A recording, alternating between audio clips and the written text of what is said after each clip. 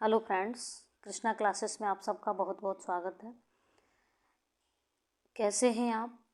उम्मीद करती हूँ आप अच्छे होंगे, स्वस्थ होंगे, पढ़ाई कर रहे होंगे।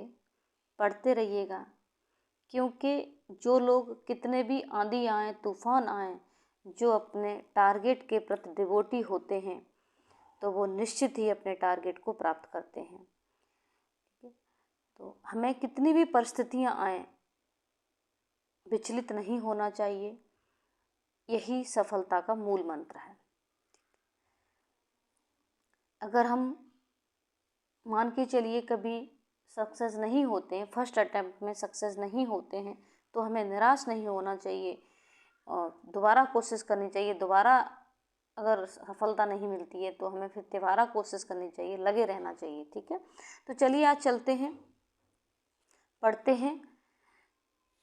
ये बीए फोर्थ सेमेस्टर की यूनिट 4 जो पोइट्री है, पोइट्री में जो एडिशन है, कलेक्शन है, the English writing of Rabindranath Tagore, और जिसमें जो कबीर दास जी के दोहे हैं। ठीक है, तो उसकी जो पंक्तियां हमारे लिए प्रेस्क्राइब्ड हैं, 6 दोहे हैं। तो उसमें पंक्ति वर्ष नंबर 53। ठीक है, 53 है। ये कबीर दास जी का जो काव्य संग्रह है बीजक, उसकी जो साखी शब्द रमैनी जिसमें कविताएं हैं उनकी, उनमें से ही हमारी पंक्तियां हैं। तो हम पंक्ति नंबर 53 को इसमें पढ़ेंगे। ठीक है, तो देखो हमारी पंक्ति क्या है। ये हिंदी में है, वैसे इंग्लिश में लिख दी गई है। कौन मुरली शब्द सुन आनंद भयो। कौन मुरली के शब्द, शब्द का मतलब शब्द सुनकर आनंद भयो, किसको आनंद आया। तो वैसे अगर हिंदी में देखें हम तो देखो इस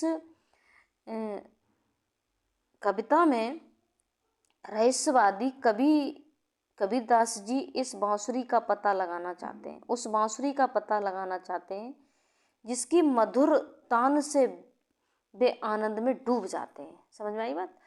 अब यहाँ पर जो बांसुरी है ना, तो उसकी जो मधुर ध्वनि है, उन्होंने उसकी तुलना दिव्य ब्रह्मा से की है।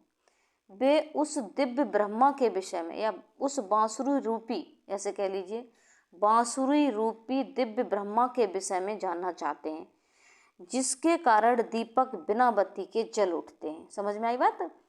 तो मतलब यहाँ पर जो मुरली शब्द है, मुरली के जो शब्द हैं, तो यहाँ पर क्या है, कौन मुरली को, मुरली का, बांसुरी का पता लगाना चाहते हैं। तो बांसुरी से मतलब है यहाँ पर वो दिव्य ब्रह्मा। ठीक है, परमात्मा। तो देखेंगे इसको, ये पंक्ति किसकी है? कबीरदास की। ठीक है, कबीरदास की पंक्ति है के का है ये। ठीक है, लेकिन इसको ट्रांसलेट किसने किया है? ये रविन्द्रनाथ टैगोर ने। ठीक है, तो जैसा कि हमारा पेपर ही है, क्या नाम है पेपर का? Indian literature in translation. तो इस बार ट्रांसलेशन आई है आपकी। ठीक है, तो देखो देखेंगे, इसको पढ़ेंगे। What is that flute. Flute means बांसुरी होती है। वॉट मीन्स क्या, इज मीन्स है, दैट फ्लूट वह बांसुरी क्या है, हुज म्यूजिक जिसका संगीत, थ्रिल्स भर देता है मी मुझको विद जॉय आनंद से।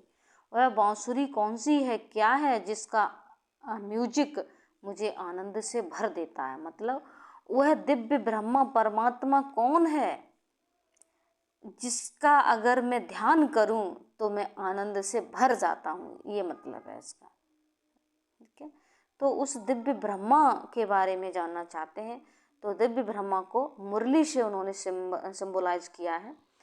द फ्लेम मीन्स ज्योति, ज्वाला, बंस जलती है, विदाउट मीन्स बिना, लैंप मीन्स आग के या लैंप के। ठीक है, जिसके बिना, ठीक है, जिसके कारण दीपक बिना बत्ती के जलता है या जल उठते हैं। फ्लेम मीन्स ज्योति, बर्स मीन्स जलती है। ठीक है, without lamp. The lotus blossoms without root. और लोटस मीन्स कमल, ब्लॉसम्स मीन्स खिलते हैं, विदाउट मीन्स बिना, और रूट मीन्स जड़ों के। कमल के फूल बिना जड़ों के क्या होते हैं, खिल उठते हैं। Flowers bloom in cluster. Flowers means फूल, और ब्लूम मीन्स खिलना, इन क्लस्टर। क्लस्टर का एक तरह से अर्थ होता है गुच्छे, बंच, ठीक है। तो फ्लावर्स जो हैं गुच्छों में खिलते हैं। द मून बर्ड, जो मून चिड़िया है, इज डिवोटेड, समर्पित है, टू द मून, मून के लिए। मून जो चिड़िया है वो क्या है, चकोर कह लीजिए, जैसे चकोर होता है ना, चांद को निहारता है, मून बर्ड का मतलब है वो चकोर, चांद को देखता है तो उसे बहुत आनंद आता है, ठीक है। Moon bird is devoted to the moon, moon के लिए क्या है, वो समर्पित है, डिवोटेड है, ठीक है। और with all its heart, with all नहीं, with all its heart the rain bird longs for the shower of rain. With means के साथ, ऑल इट्स हर्ट, अपने पूरे हृदय के साथ, द रेन बर्ड, जो बारिश है, बारिश रूपी चिड़िया है, लॉन्ग्स, इच्छा करती है, for the shower of words, rain, sorry, rain की जो बौछारों के लिए की इच्छा करती है। But upon whose love does the lover, but लेकिन, अपॉन हु, जिसके ऊपर, अपॉन मीन्स ऊपर, हुज मीन्स जिसके, love does lover, love means प्यार, does the lover concentrate his entire life. तो यहाँ पर सेंस है कि लवर जो है उस प्रेमी को खोजता है जिस पर वे अपना जीवन व प्राण न्यौछावर करते हैं, ठीक है। तो लवर, प्रेमी, मतलब वो उस प्रेम को खोजते हैं, ये कह लीजिए, जिस तरह से प्रेमिका अपने प्रेमी को खोजती है, जिस तरह से कह लीजिए, जिस तरह से रेन वर्ड क्या करती है, शॉवर ऑफ रेन की क्या करती है, खोज करती है, उसमें उसे आनंद प्राप्त होता है। जैसे मून वर्ड है, चकोर है, मोर है, तो क्या है, वो क्या करता है, डिवोटेड टू। उसी तरह से क्या है कि वे भी उस प्रेम को खोजना चाहते हैं जिस पर वे अपना जीवन व प्राण न्यौछावर करते हैं। हुज लव, जिसका प्यार, ठीक है, वर्ड टू वर्ड देखेंगे। बट ये वो है फ्री ट्रांसलेशन, इसलिए इसका जनरल सेंस आएगा, वर्ड टू वर्ड अर्थ नहीं आता, ठीक है। बट अपॉन हु, जिसके ऊपर, लव डज लवर कॉन्सेंट्रेट करता है, हिज एंटायर लाइफ, अपने संपूर्ण जीवन को, मतलब अपना संपूर्ण जीवन न्यौछावर कर देता है। इस तरह से ये हमारा इसका अनुवाद हो गया, मतलब इसको हमने समझ लिया। अब इसके एक्सप्लेनेशन पर चलते हैं। पहले रेफरेंस कॉन्टेक्स्ट समझेंगे, उसके बाद देखेंगे reference to context. These lines have been taken from the verse number 53 composed by great Hindi poet Sant Kabir. ये लाइन्स हैव बीन टेकन ली गई हैं फ्रॉम इससे द वर्स नंबर 53। ये लाइन्स वर्स नंबर 53 से ली गई हैं, जिसको कंपोज किया है, लिखा है, महान हिंदी कवि संत कबीर के द्वारा लिखा गया है, हिंदी पोइट संत कबीर, ठीक है। इन दिस वर्स, इस पंक्ति में, द पोइट वांट्स, कवि चाहता है, टू नो, जानना, अबाउट मीन्स बारे में, द फ्लूट मीन्स बांसुरी के, इन द म्यूजिक में, ऑफ विच, जिसके, ही फील्स प्लेजर, वह आनंद फील करता है, उसे आनंद आता है। समझ में आया? फिर एक बार समझ लेते हैं। इस पंक्ति में poet wants to know about the flute, मतलब उस बांसुरी के बारे में जानना चाहता है जिसके म्यूजिक में, in the music of which, जिसके म्यूजिक में, ही फील्स प्लेजर, उसे आनंद आता है, ठीक है। तो वही है, वही दिव्य ब्रह्मा, परमात्मा में वो लीन हो जाता है, परमात्मा, दिव्य ब्रह्मा माना है उसने बांसुरी को, ठीक है। He wants to find out his lover, he wants, वो चाहता है, फाइंड आउट मीन्स खोजना, हिज लवर, अपने प्रेमी को, एंड वांट्स टू डिवोट, और समर्पित करना चाहता है, हिज लाइफ, अपने, हिज लव एंड लाइफ, अपने प्यार और जीवन को, फॉर हिम, उसके लिए, ठीक है। एक यहाँ पर ही कवि के लिए है और एक यहाँ पर हिम है, वो गॉड के लिए है, ठीक है। तो वह उस प्रेमी को खोजना चाहता है और उसके लिए अपना प्यार और अपना जीवन समर्पित करना चाहता है। एक्सप्लेनेशन देखेंगे।